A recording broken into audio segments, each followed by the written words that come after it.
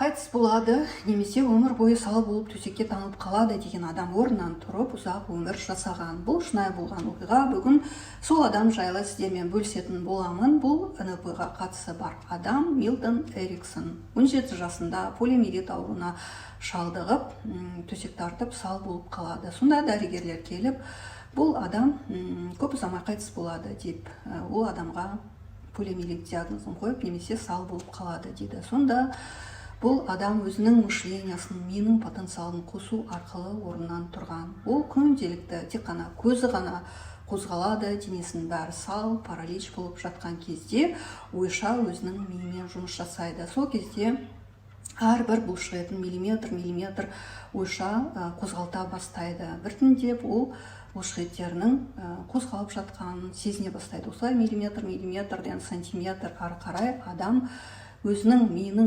мышлениясы, өзінің миының потенциалы арқылы орнынан тұрып, алдымен балдақпен, одан кейін өзі еркін жүріп кеткен. Бұл адам болашақта психотерапевт болып жұмыс жасаған, өте ауыр диагнозбен адамдарды емдеген, өте көп адамдардың тағдырын өзгерткен трансформатор, ұлы адам деп айтуға болады.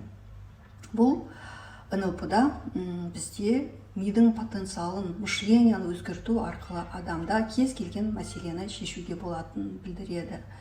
Егер сіз де өзіңіздің мәселеңізді осы НЛП проработкасы арқылы шешкіңіз келсе, төменге плюс қалдырыңыз.